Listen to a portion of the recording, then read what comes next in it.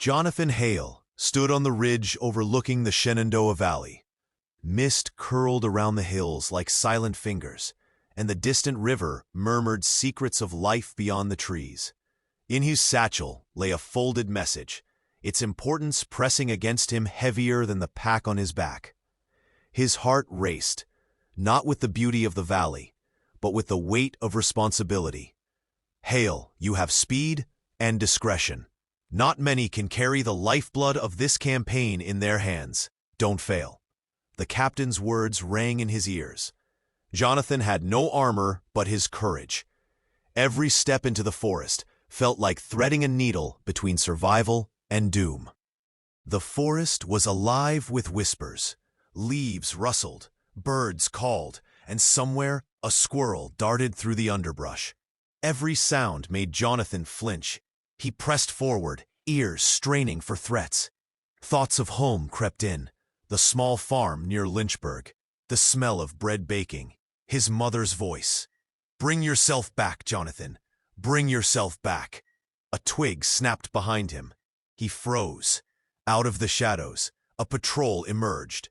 Not enemy, but men of his side. Recognition offered little comfort. In war, even friends could become danger in the wrong moment. Private Ellis stepped from between two oaks, rifle slung casually. "Thought I'd catch up with you. They say you're carrying the captain's notes." Jonathan forced a smile. "Just the usual, Ellis. Nothing the world can't handle." Yet inside, the weight of his task pressed down. The men awaiting his message were counting on him. One misstep, one wrong move, and that fragile hope could vanish in an instant. The forest path narrowed, branches clawing at his uniform, roots threatening to trip him. Jonathan adjusted his satchel and forced himself to breathe evenly. In the distance, a faint bugle reminded him that war never truly slept. As night approached, he found a small clearing near a stream. Water gurgled over stones, offering a brief comfort. He touched a scrap of paper in his pocket, an unsent letter to his mother.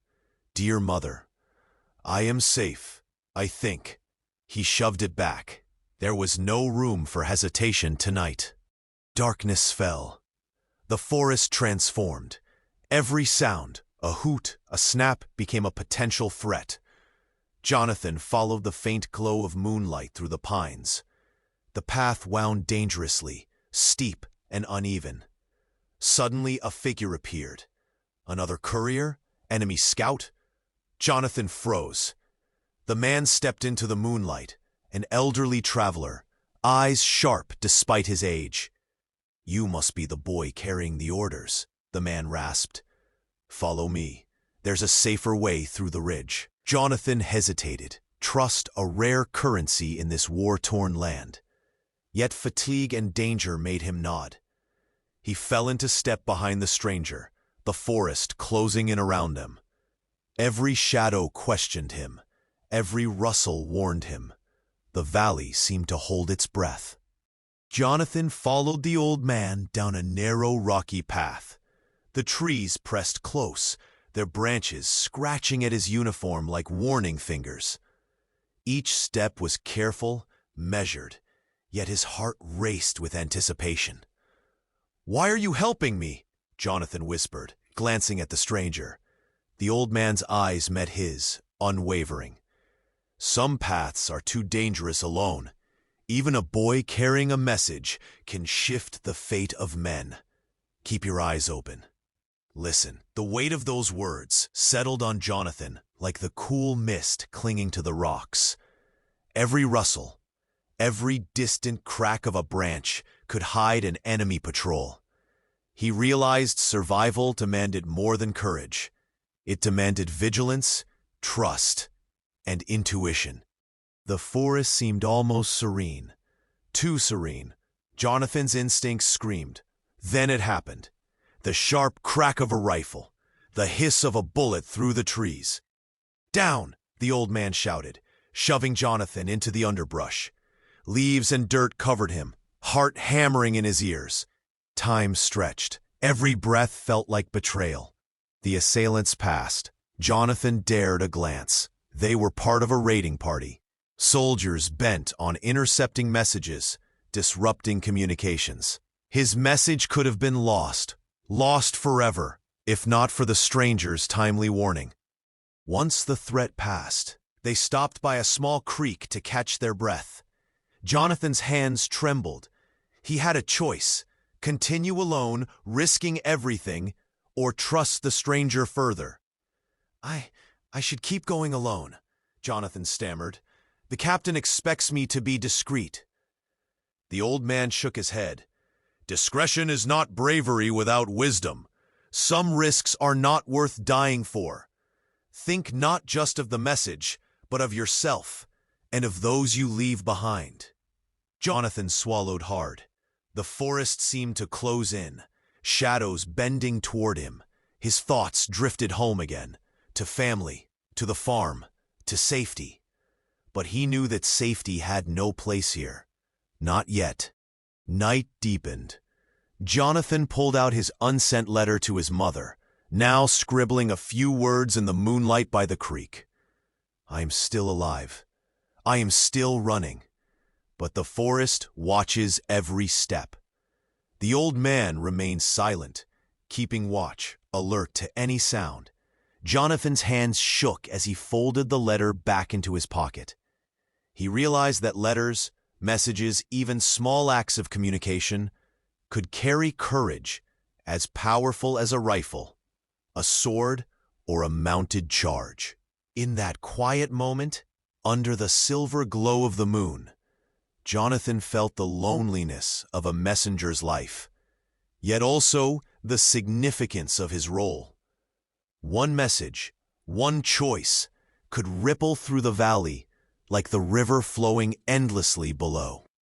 The next morning, they approached the final ridge leading to the Confederate outpost.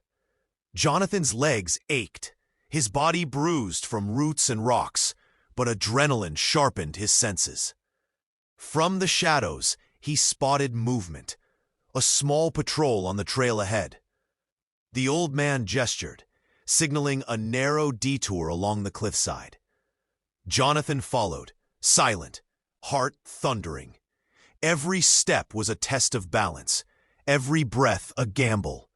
Reaching the top, they paused. The outpost lay ahead, visible through a break in the trees. The message, his message, would reach the hands waiting for it. He was so close, he could almost taste relief. As they descended toward the outpost, Jonathan glimpsed a wounded soldier on the trail below, someone who had been caught in the earlier skirmish. His instincts screamed to help, but the old man's eyes met his. "Decide," the stranger said quietly. "Duty or mercy. One choice now will echo tomorrow." Jonathan's mind raced. He could leave the soldier, complete his mission, and preserve the message. Or he could try to aid him, risking interception, maybe even death. He slowed, weighing responsibility against compassion. The scene froze in tension, the kind of tension that grips the valley before a storm. The decision was his, yet the forest, the ridge, the unseen eyes of the enemy seemed to wait alongside him. Jonathan finally made his choice, but the story does not end here. The ridge behind him, the outpost ahead, and the shadowed forest beyond carried questions that would not fade. He delivered the message, yet the memory of the wounded soldier, the ambush, and the choices he made lingered like smoke in the trees. The valley exhaled. The wind shifted, carrying the scent of pine and distant gunfire. Jonathan looked toward the horizon, aware that his journey was only a fragment of a larger war, one that demanded courage, wisdom, and sometimes painful restraint. And as he walked onward, the whispers of the Shenandoah promised more paths, more decisions, and more stories waiting to be told.